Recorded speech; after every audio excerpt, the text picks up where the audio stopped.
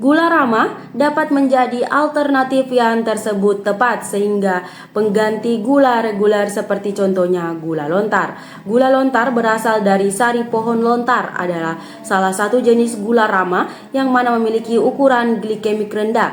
Jadi tentunya kadar gulanya sangat aman kemudian tidak bikin cepat lapar. Ada pula granola puff, si cemilan sehat yang crunchy juga telah mengandung gula ramah. Dengan isi tersebut, mengonsumsi granola puffs tidak ada akan memproduksi kita mengalami sugar rush atau lonjakan energi yang dimaksud besar pasca mengonsumsi makanan manis. Strategi Dr. Ria Yonita mengedukasi anaknya tentang bahaya makanan tidak sehat. Dr. Ria Yonita sebagai dokter spesialis anak mengaku memberikan pemahaman pada anak-anaknya tentang bahaya mengonsumsi makanan yang tidak sehat juga apa dampak jangka panjangnya pada tubuh.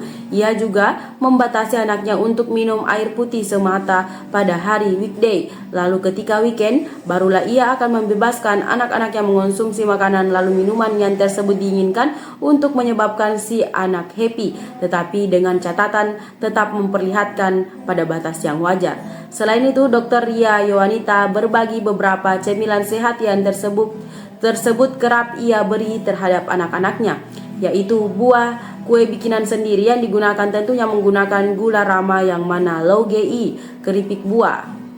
Masih penasaran tentang cara cegah anak kecanduan gula? Kalian bisa saja dengan segera tonton podcast Spotify atau video YouTube di channel Yafa Bali.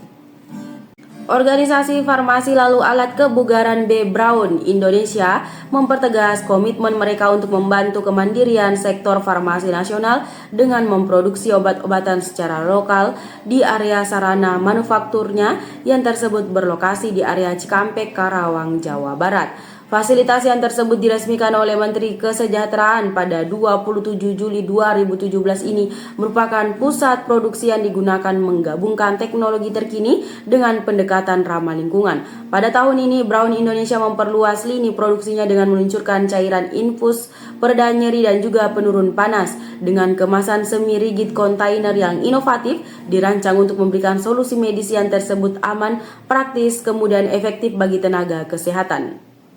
Produksi cairan infus analgesik antipiretik juga memperhatikan aspek terhadap dampak lingkungan. Setiap langkah di proses produksinya didukung oleh sumber energi yang ramah lingkungan, termasuk pengoperasian pembangkit listrik tenaga surya berkapasitas 1,2 MWP yang dimaksud mulai beroperasi pada April 2024. PLTS ini menghasilkan kembali sekitar 1.673 GWh listrik per tahun, memenuhi 20-30% permintaan listrik pabrik, lalu menurunkan emisi gas rumah kaca sebesar 705 ton semata-mata pada 4 bulan pertama operasionalnya.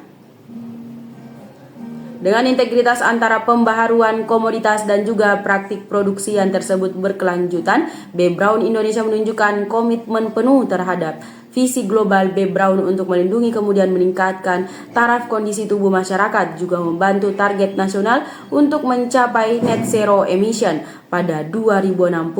Atas inisiatif berkelanjutannya, B. Braun Indonesia dianugerahi penghargaan proper dengan peringkat biru oleh Dinas Lingkungan Hidup Provinsi Jawa Barat. Mikaela sebagai influencer dan juga ahli gizi seringkali memposting tentang gizi di dalam sosial medianya. Mikaela sempat memposting cuitan yang mana isinya mengenai temannya yang sejumlah terkena penyakit diabetes mellitus padahal masih berusia 24-27 tahun. 3 pada antaranya tidak genetik melainkan pola hidup.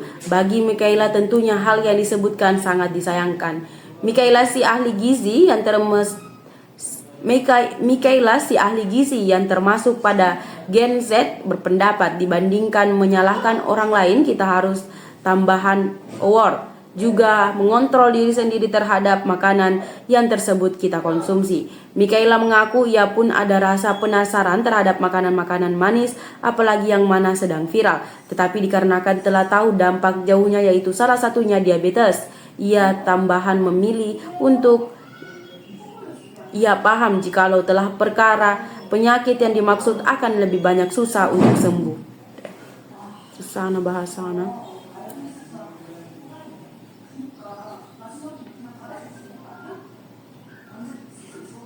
Di Indonesia sendiri sedang heboh mengenai hambatan malnutrisi stunting. Dr. Ria Yowanita mengatakan dokter anak di dalam Indonesia sedang bekerja keras untuk memberantas stunting sehingga persentasenya berkurang hingga 14%. Jika telah stunting, tinggi badannya pendek, berat badannya berkurang, maka IQ-nya akan berkurang sekitar 25-30 poin dibandingkan anak yang mana tak mengalami stunting. Terlebih lagi apabila kejadiannya di area 1000 hari pertama hidup dalam umur 0-2 tahun yang tersebut merupakan golden period seseorang anak akibat jumlah otak anak bertumbuh 80%, volumenya di dalam 2 tahun tersebut sisanya 20%, sampai umur 5 tahun juga anak menghadirkan hal yang disebutkan hingga dewasa. Jadi kita sebagai orang tua harus memperhatikannya dari umur 0-2 tahun. Edward Akbar mengaku mengonsumsi obat antidepresan hingga membuatnya memiliki emosi yang tak stabil. Selama bertahun-tahun, Edward Akbar mengaku rutin minum obat antidepresan untuk meredakan depresi pasca meninggalnya sang ibu. Lantas, apakah dampak jangka panjang mengonsumsi obat antidepresan? Obat ini dapat merangsang transmisi saraf yang dimaksud melibatkan serotonin, norepinefrin, juga dopamin sehingga suasana hati menjadi tambah baik. Namun sejenis obat-obatan ini tidak ada semua orang cocok mengonsumsi obat antidepresan.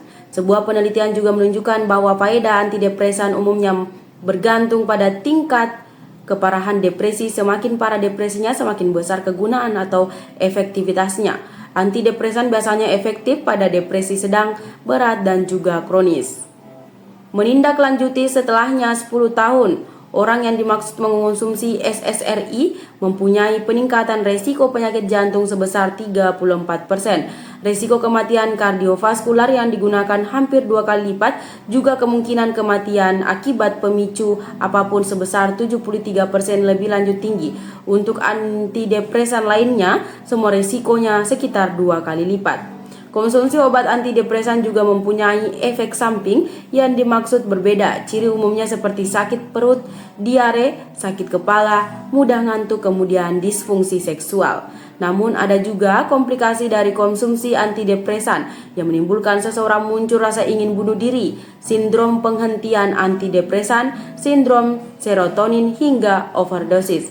Untuk itu penting untuk berbicara dengan penyedia layanan atau apoteker tentang kemungkinan efek samping dari obat tertentu yang digunakan Anda konsumsi. Tips diet ala idol K-pop bisa jadi menjadi pilihan menurunkan berat badan dengan cepat kemudian aman. Rahasia para artis ini menurunkan berat badan dengan cepat lalu masih sehat terletak pada pola diet yang digunakan, disiplin lalu terencana. Berikut ini adalah 10 tips diet ala idol K-pop yang dimaksud ampuh lalu mudah diikuti, mulai dari pengaturan porsi makan hingga pemilihan makanan sehat yang dapat membantu mencapai berat badan ideal dengan cara yang aman serta efektif, dirangkum dari berbagai sumber. Selasa, Sohyun, anggota grup K-pop populer, dikenal mempunyai tubuh yang tersebut sangat ideal kemudian menjadi panutan bagi sejumlah wanita. Namun tak berbagai yang tersebut tahu bahwa Sohyun pernah mengalami kelebihan berat badan dengan berat mencapai 60 kg. Kini berat badannya hanya sekali 47 kg dan juga inovasi ini menyebabkan banyak orang penasaran akan rahasianya. Sohyun mengungkap bahwa kunci sukses penurunan berat badannya terletak pada pola makan sederhana, yaitu mengonsumsi ubi jalar, salad, serta telur rebus secara rutin. Diet disiplin inilah yang dimaksud berhasil membantu mencapai tubuh langsingnya juga tetap memperlihatkan sehat.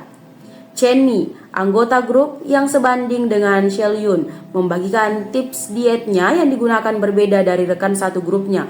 Untuk menurunkan berat badan, Chen Mi mengandalkan diet jus yang mana terdiri dari campuran buah serta sayuran. Ia mampu menjalankan pola makan ini selama beberapa hari serta mengklaim bahwa jus memberikan nutrisi yang digunakan cukup untuk tubuh. Bagian tersebut kurang suka sayuran, jus mampu dibuat cuma dari buah. Dengan mengkombinasikan diet jus ini kemudian olahraga kardio selama 1 jam setiap hari, Chen Mi berhasil menurunkan berat badan sebanyak 3 kg pada waktu 5 hari. Jenny menerapkan metode pembatasan kalori harian di tempat mana pada hari pertama ia mengonsumsi belaka 1000 kalori dihadiri oleh dengan 500 kalori pada hari berikutnya serta kemudian 900 kalori juga seterusnya. Di pagi hari Jenny biasanya sarapan dengan buah atau roti gandum utuh sebelum berolahraga yang mana kerap kali meliputi pilates.